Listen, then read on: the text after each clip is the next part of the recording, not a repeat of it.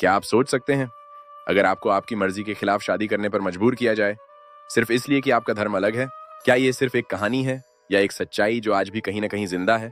आज हम बात करने जा रहे हैं एक ऐसे मुद्दे की जो सिर्फ कानून का नहीं, इंसानियत का भी है। एक ऐसा मामला जहां धर्म, समाज और ताकत तीनों आमने सामने खड़े हो जाते हैं।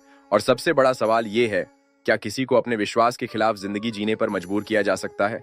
पाकिस्तान में अल्पसंख्यक समुदाय, खासकर ईसाई समुदाय, लंबे समय से अपने अधिकारों के लिए आवाज उठाता रहा है।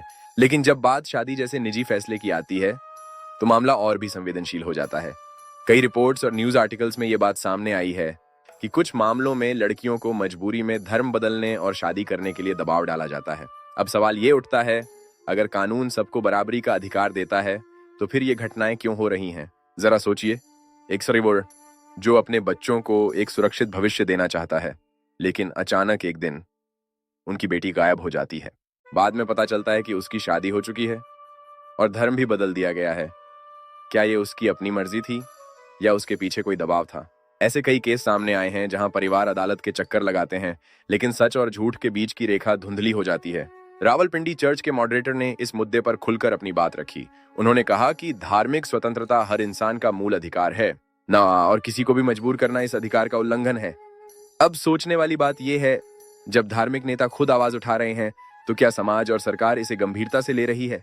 कुछ लोग कहते हैं कि ये सब सहमति से होता है कि लड़कियां अपनी मर्जी से धर्म बदलती हैं, लेकिन दूसरी तरफ परिवार और मानवाधिकार संगठन कहते हैं कि इसमें दबाव और डर शामिल होता है। तो सच क्या है? क्या ये पूरी तरह व्यक्तिगत फैसला है या इसके पीछे कोई और कहानी छुपी है? कागज पर कानून बहुत साफ है, हर व्यक्ति को अपने धर्म और शादी का अधिकार है, लेकिन जमीनी हकीकत में कई बार ये अधिकार कमजोर पड़ जाते हैं। क्या कानून सिर्फ लिखने के लिए है या उसे लागू करना भी उतना ही जरूरी है? हम अक्सर कानून की बात करते हैं, लेकिन समाज का दबाव भी उतना ही बड़ा फैक्टर होता है। जब एक लड़की या परिवार समाज के खिलाफ खड़ा होता है, तो क्या वो अकेला नहीं पड़ जाता? क्या हम एक ऐसा समाज बना पाए हैं जहां हर इंसान बिना डर के अपने फैसले ले सके? कई अंतर्राष्ट्रीय और स्थानीय रिपोर्ट्स इस मुद्दे को उजागर करती हैं। मानवाधिकार संगठनों ने बार बार इस पर चिंता जताई है। लेकिन सवाल ये है, क्या सिर्फ रिपोर्ट से बदलाव आता है या उसके लिए जमीन पर ठोस कदम उठाने पड़ते हैं? हर समस्या के साथ एक उम्मीद भी होती है। आज कई संगठन, चर्च एंड एक्टिविस्ट इस मुद्दे पर काम कर रहे हैं।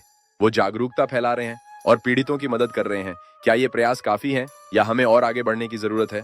तो अब सवाल आपसे है, अगर किसी के साथ अन्याय हो रहा हो, तो क्या चुप रहना सही है या आवाज उठाना हमारी जिम्मेदारी है? क्योंकि बदलाव तभी आता है जब सवाल पूछे जाते हैं और जवाब ढूंढे जाते हैं। आप क्या सोचते हैं? क्या ऐसे मामलों में कानून और समाज दोनों को बदलने की जरूरत है? अगर आपको ये वीडियो सोचने पर मजबूर करता है, तो इसे शेयर करें ताकि और लोग भी इस मुद्दे को समझ सकें, और अपने विचार जरूर बताएं, क्योंकि हर आवाज मायने रखती है।